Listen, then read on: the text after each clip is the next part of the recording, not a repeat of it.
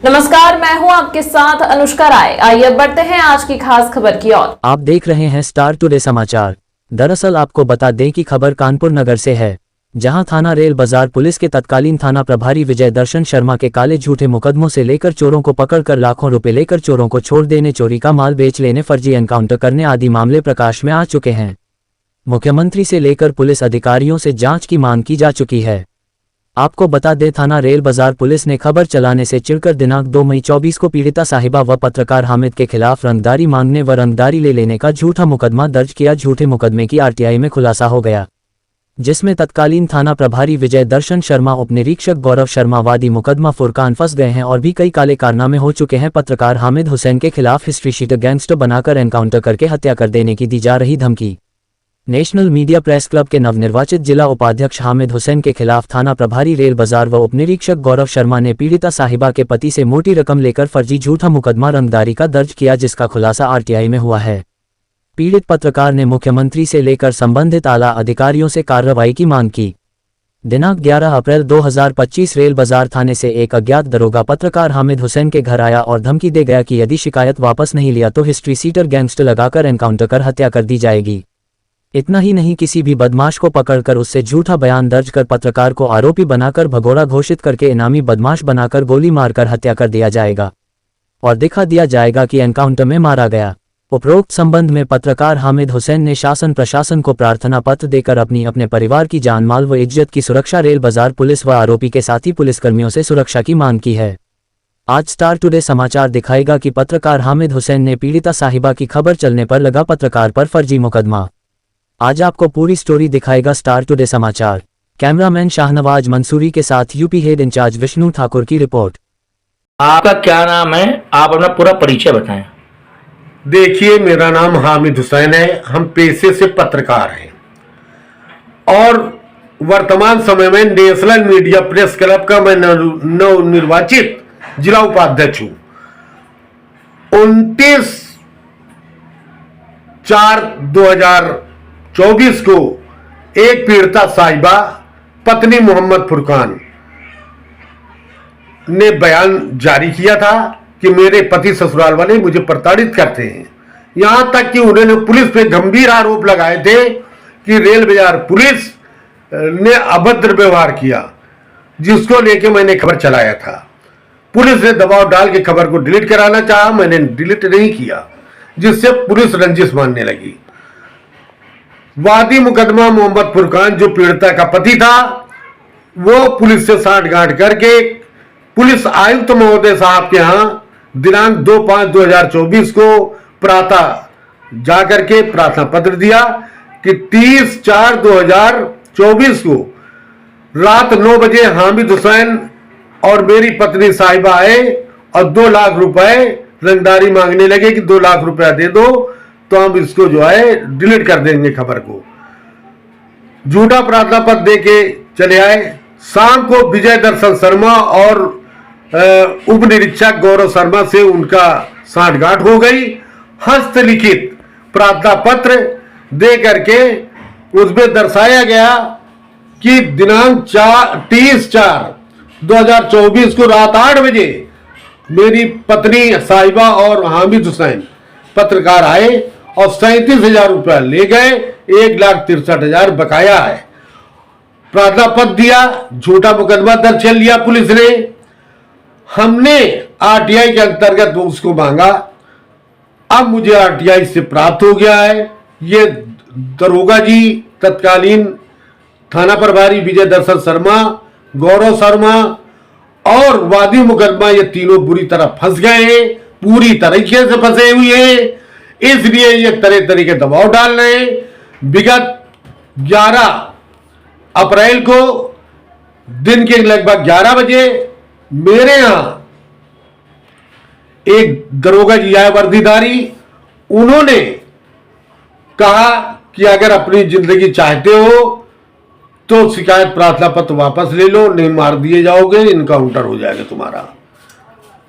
आपको यह बताना चाहता हूं कि सूत्रों द्वारा आज यह भी ज्ञात हुआ है कि रेल बाजार थाना की पुलिस अपने साथियों के साथ साजिश रच रही कि हामिद हुसैन को मार गिराना है, इसका इनकाउंटर करना है, किसी बदमाश से को पकड़ा जाएगा और उसमें जो है इसको वांछित दिखाया जाएगा, भगोड़ा दिखा करके उसे गोली मार के हत्या कर दी जाएगी, दिखा दी जाएगा इनकाउंटर में मारा गया है।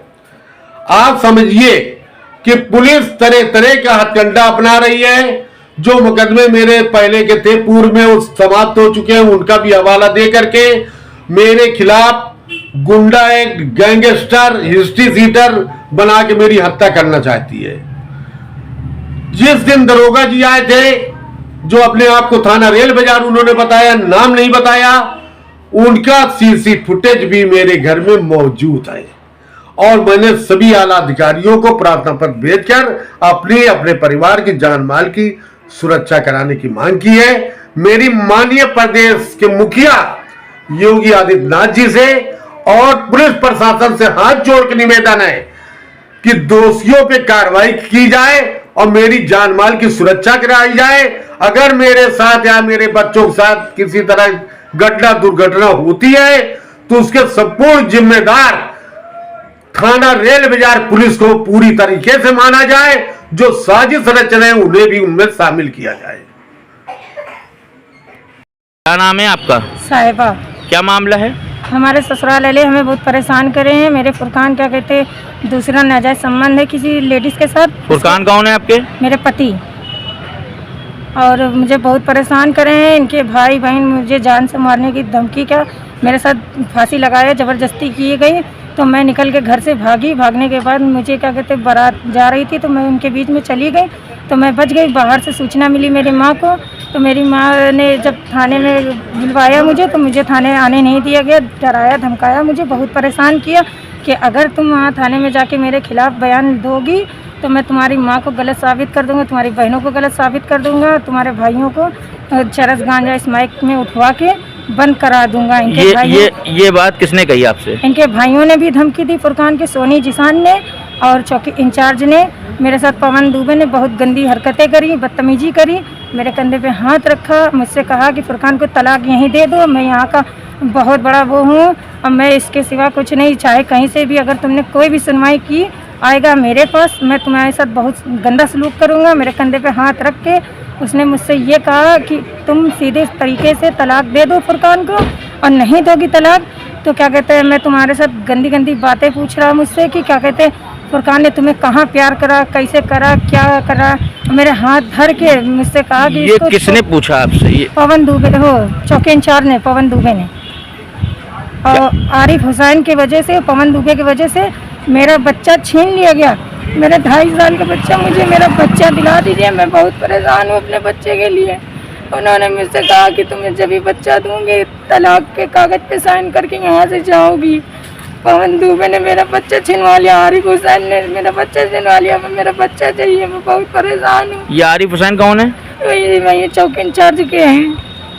मुझे बहुत मेरे साथ गंदी गंदी बातें करी, मेरे हाथ धरा कि मैं तुम्हें खुश कर दूंगा, इसको तलाक दे दो।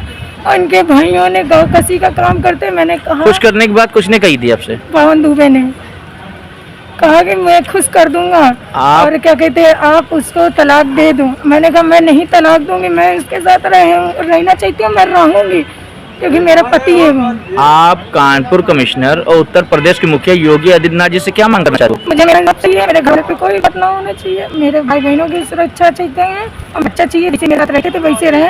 इनके घर वालों से मेरी जान। क्या नाम है आपका? जरीना। क्या मामला है? मामला हमारी बेटी का है। हमारी बेटी को भैया इधर 3 महीनों से बिल्कुल हम लोगों का आना जाना बंद कर दिया, परेशान बहुत किए हैं, मना कर दिया। हम लोग कोई नहीं जाते थे कि चलो हमारी बेटी खुश रहे। किसने मना किया? हमारे दामाद ने मना कर दिया कि कोई लड़के, कोई मतलब बहनें और कोई भाई, कोई माँ बाप कोई नहीं आ सकते। हम लोगों ने आना जाना बंद कर दिया। वह उसके बाद हमारी लड़की को बिल्कुल बंदी बना के इतनी बुरी तरीके से उसका भूखा प्यासा हर तरीके से रखे। गैर मालूम करा हमने तो ये पता लगा कि मतलब जो पर साल किसी लड़की संबंध थे उसी से शादी निकाह ब्याह हुआ या नहीं हुआ ये हम नहीं जानते कुछ। उसके बाद में हमारी लड़की को मार देने की पूरी कोशिश करी गई। महल्ले से हमको खबर मिली, जब हम भाग के गए अपने घर में चच्चा अपने भांजे को भेजा, उसके साथ बदसलूकी करी गई, गाली गलौज दे के भगा दिया। किसने गाली गलौज किया? फुरकान ने, उनकी भौजाई ने फ़ोन करके बुला लिया, ये था नहीं घर पे। बुलाने के बाद बदसलूकी करके धक्के दे के बाहर निकाला, बुला के दुकान में लगा, इतनी बुरी बुरी गाली बकती है, कुछ कहने का नहीं। और उसके बाद उसने रिकॉर्डिंग थी हमारे पास, लेकिन ये जब हम वहाँ से आए तो एसपी साहब के वहाँ आए, कागज़ दिया, इन्होंने हमको वहाँ भेजा। रेल बाज़ार थाने के पास में एक साहब है, वहाँ गए हम पूर्वी के वहाँ से हमको चौकी भेजा गया। रात में हम चौकी गए, हमने कहा साहब हमारे नाती को, हमारी बेटी को भेज दो, अब हम नहीं रहने देंगे, जो कुछ होगा अब इतने दिन रह लिया, अब हम अपने घर ले जाएंगे, हम अपनी गरीबी में पाल लेंगे। इन्होंने वहाँ चौकी बुला के इतना हमारे साथ जलील पैरों पे सोनी के सर रख दिया। किसने करा आपको जलील? हमारे उसे क्या कहते हैं दामाद वहाँ गाली बकने लगे चौकी के अंदर, सोनी से पैरों पे सर रख दिया। चौकी इंचार्ज इतने बेहूदे बेतुक के सवाल उनसे कह रहे हैं कि साहब समझा दो, बुझा दो, जो गाली वाली हमको बकी गई, हमारे परिवार तुम्हारे लड़कों को फंसवा देंगे, तुम्हारे उसे क्या कहते हैं माँ को और तुम्हारी बहन को सबको बदचलनी का करार दे देंगे। तब भी हम बर्दाश्त करते रहे। सोनी इनके अपनी बिटिया जेठ के पैरों पे हमने सर रख दिया सोनी के चौकी के अंदर कि भैया हमको ये उल्टा सीधा हमारी बिटिया सवाल ना करो, हमसे लोगों सवाल ना करो, हमको हमारी बिटिया हमारा नाती दे दो, हम लेकर चले जाएंगे, कुछ नहीं करेंगे। लेकिन वो लोग भैया नहीं माने, तो वहाँ से हम फिर मुँह चुरा के चले आए। तो ये हुआ कि मुँह काला करके भाग गई तेरी माँ। बड़ी मुश्किल से एक साहब को हमने भेजा, हाफिज जी को, जब उन्होंने बेचारों ने उनको से भी बदतमीजी करी गई, वो बड़ी मुश्किल से हमारी बच्ची को निकाल पाए, लेकिन नाती नहीं दिया गया। तो लिहाजा हम ये चाहते हैं, वो पैसे वाले हैं, खरीद लेंगे, एसपी डीएम और सबको खरीद लेंगे, उनका कहना रेल बाजार थाना खरीद लेंगे, चौकी इंचार्ज खरीद लेंगे, लेकिन हम भैया इतनी औकात नहीं। आपने चौकी इंचार्ज से शिकायत किया तो उन्होंने क्या कहा? अरे वो खुद बदतमीजी पे उतारू हो गए। जब हम वहाँ से सुनते सुनते बर्दाश्त नहीं, भागे। बहुत तुके सवाल हमारी बेटी से कर रहा था और हमको उल्टा सीधा कह रहा था। हम बर्दाश्त से बाहर हो गए। अब हमको आप कानपुर कमिश्नर और उत्तर प्रदेश की मुखिया योगी आदित्यनाथ जी से क्या मांग करना चाहती हैं? हम यही मांगना चाहते हैं कि हमारी बेटी को इंसाफ मिले, हमारा नाती हमारी बेटी के पास बच्चा उसका दे दिया जाए। आज जुमे की रात से समझ लो हम लोग बिलखते भूखे प्यासे इधर उधर घूम रहे हैं पागलों के तरीके।